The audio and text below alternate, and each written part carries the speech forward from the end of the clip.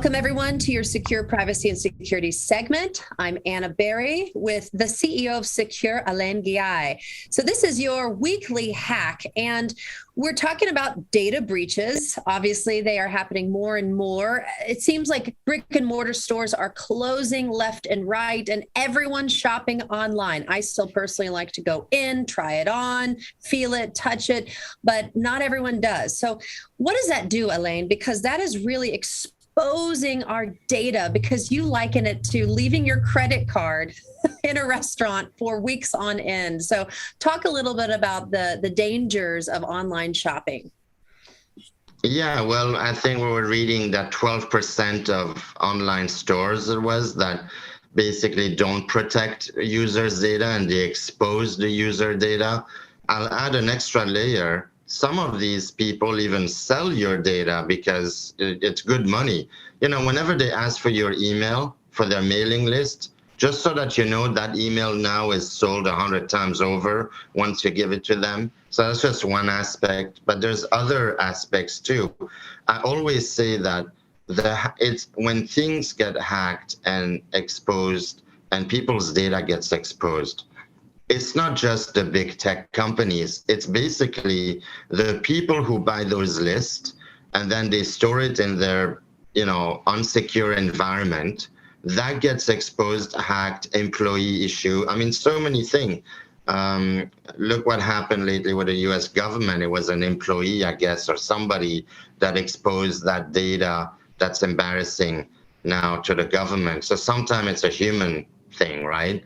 Now, when you go online, we're not going to discuss too much that federal thing, but basically it's the same concept. You have the human leak and the machine leak, let's say. When you go online, essentially you are trusting that website, that company, to keep your data safe and private, and you can't. That's another thing why I say don't leave your credit card. It's like you go to a store and you say, I'll be back in a week, keep your card, keep my card in your drawer, that because I'm just too lazy to put it back in my wallet. And that is the same thing as you being too lazy to re-input your card number on a website. And once you have your card number, people can get a lot from a credit card, down to a social security number. You'd be quite surprised. And these things are sold in the black market, like, as I said, a dark web. So be very diligent when you shop online.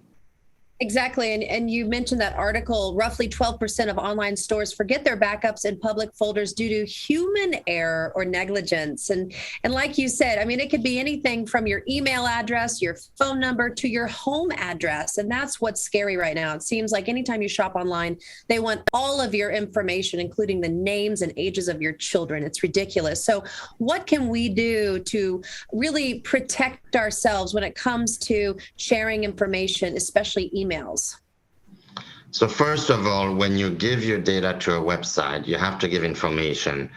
Use, I'm going to say, a dummy email, an email that's throwable. As a matter of fact, funny enough, we have those aliases email on Secure Mail, where you get two extra emails for free. It's called an alias, because you'll have your real name, like whatever, blah, blah at secure.com. And then you can have two kind of fictitious email that you still can communicate with, but they're not your main email. It's called an alias.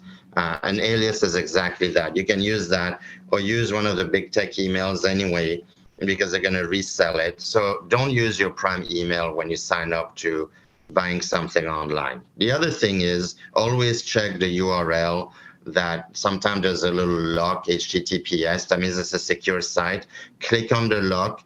And it should say the certificate, it's a security certificate, if it's valid or not. Because some of these websites, a lot of them are front for hackers. And when you put your credit card information, they capture that information live.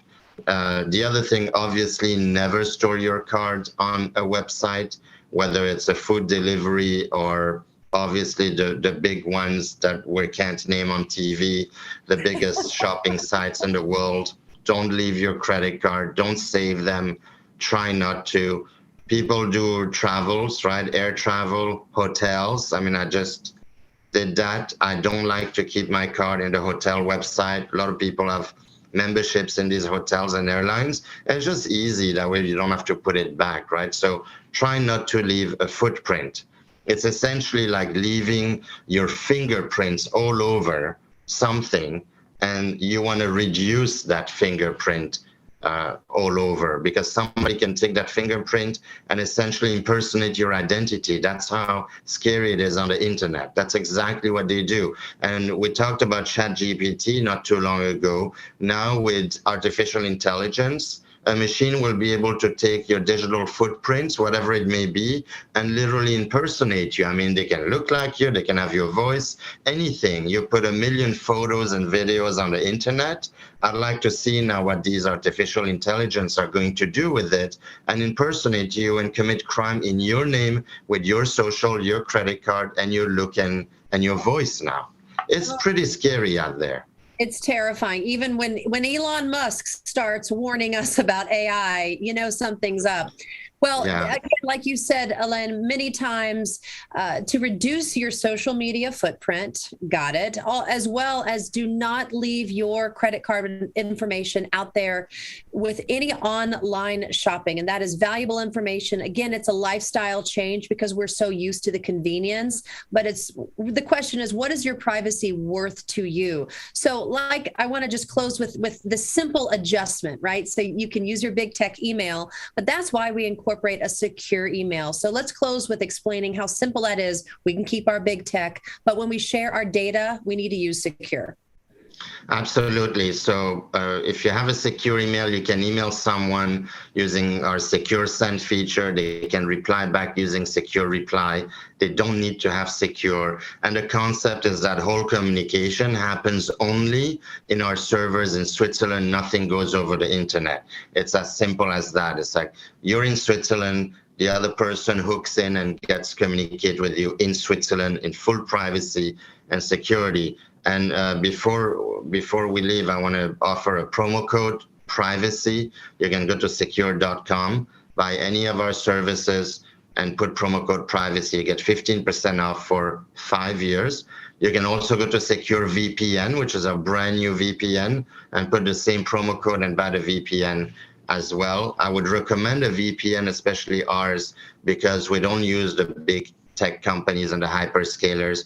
We got only a few locations and a few IPs in Switzerland only, where privacy is the most sacred thing over there. So you know that nobody is like monitoring your traffic, logging, giving your data to third-party services and so forth.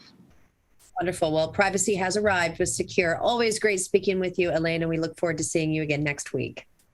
Thanks, Anna. Thanks, everyone, for watching.